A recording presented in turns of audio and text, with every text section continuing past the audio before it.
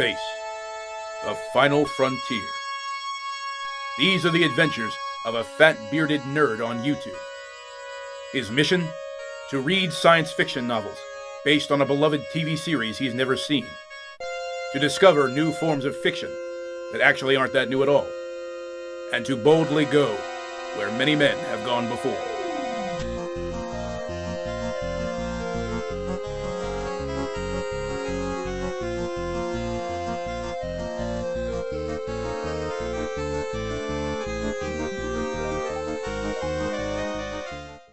Before we get started, I wanted to remind you guys that the newest episode of the Elusive Exclusive Book Society is happening on Tuesday, November 12th at 7:30 p.m. Eastern Standard Time here on Secret Fire Books. Nick, Jake, and I will be discussing Nine Princes in Amber by Roger Zelazny, and we'll be joined by our very special guest, fantasy author Eric Wagg, creator of Skarda, The Wandering Sword, and the Sword in 70s series. It's going to be a lot of fun. I'm very much looking forward to it. And if you can't join us for the live stream, please be sure to check out the VOD, which will go up on the channel immediately afterward. I'll be sure to include it in the Eves playlist as usual. Again, that's Tuesday, November 12th, 7:30 p.m. Eastern Standard Time here on Secret Fire Books. Can't wait to see you guys then. But for now, let's get you back to Star Trek.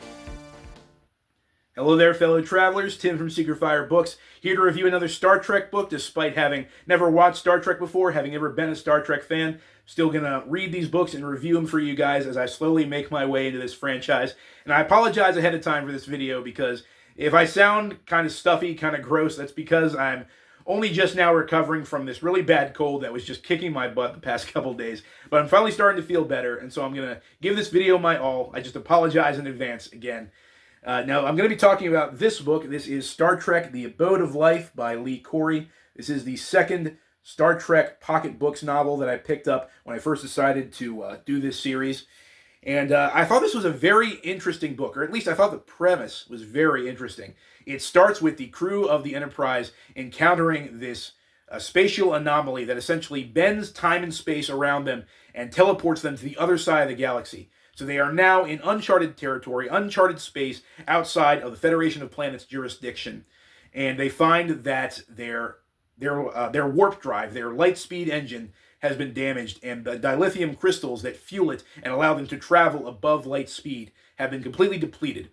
And not only that, the only nearby planet, the planet Mercan, is this lone planet orbiting around a very unstable sun that has these regular flare-ups that just bombard the planet with intense levels of solar radiation.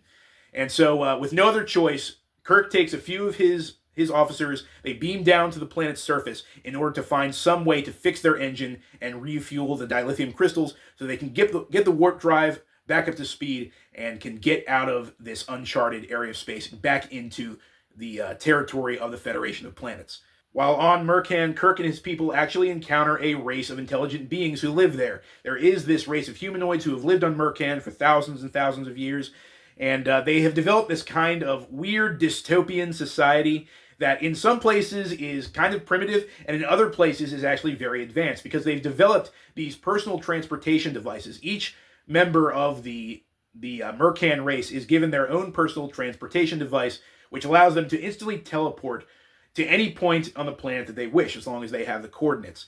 And because of this, as well as the fact that they are the only planet in their solar system, they have no neighbors, they have no natural orbiting satellites, they have this view of the world that is very insular, and they believe themselves to be the only existence, the abode of life, as they call it. And they have no concept of outer space or any kind of travel besides instant teleportation. And so it's this very strange culture that the crew of the Enterprise has to ingratiate themselves with in order to find a way to repair their ship.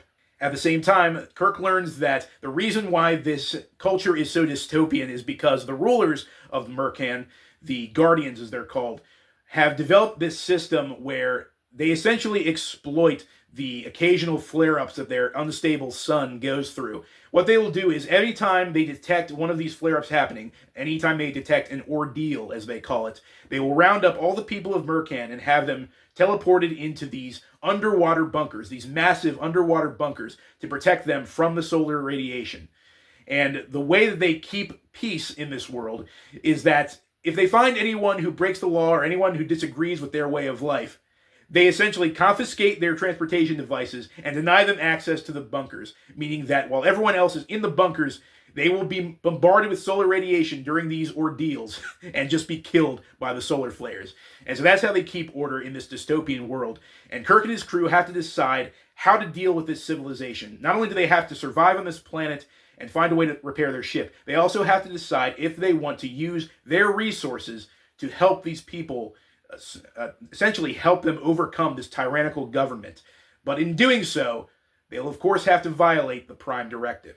Now, I'm aware that a lot of the appeal of Star Trek comes from watching our characters go through these kind of moral quandaries, seeing how they tackle these science fiction themed ethical dilemmas. And we have a pretty good ethical dilemma in this book.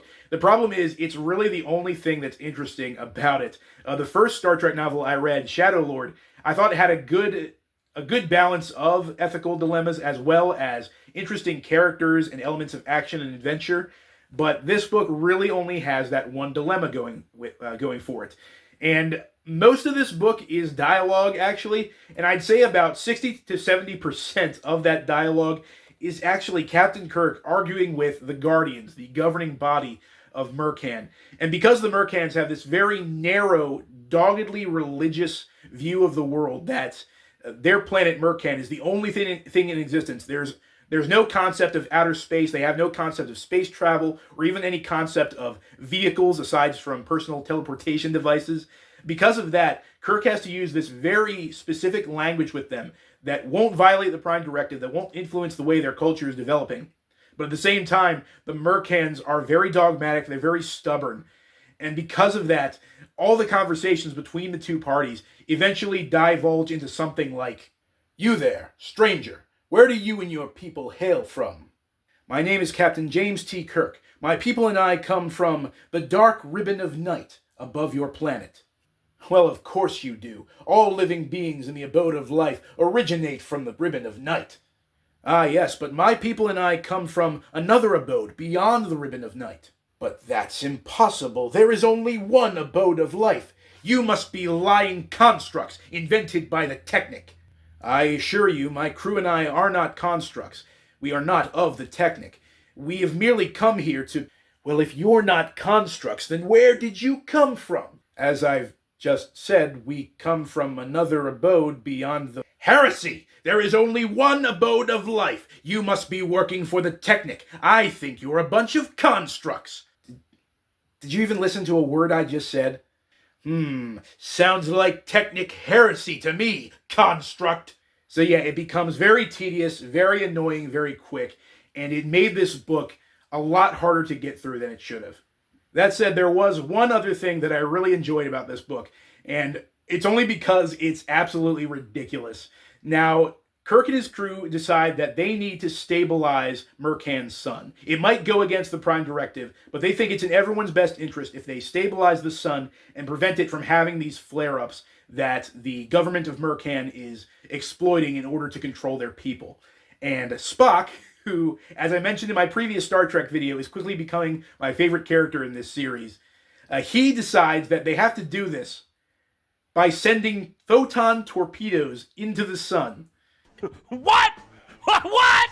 What? Now, I'm not a scientist. I'm not sure how credible the science behind this decision is, but according to Spock, there is a small chance that if they send photon torpedoes into the sun, it will stabilize and prevent these flare-ups from happening. And so they go through with it. Spock nukes the sun. And it works. And there was much rejoicing. But aside from that, I really did not enjoy my read-through of The Abode of Life. I thought it was also very clunkily written. There's quite a few passages in this book that felt like they could have gone through with another rewrite. A tall Mercan man, obviously older than the rest, with thinning head hair and a spotty loss of protective skin coloring on his high cheekbones and other prominent high points of his face, extended his palms up to Kirk. That might be the clunkiest character description I've ever read in a science fiction novel. Kirk mulled this over for a moment. Then he asked, "What would happen if we sent those torpedoes in there now?"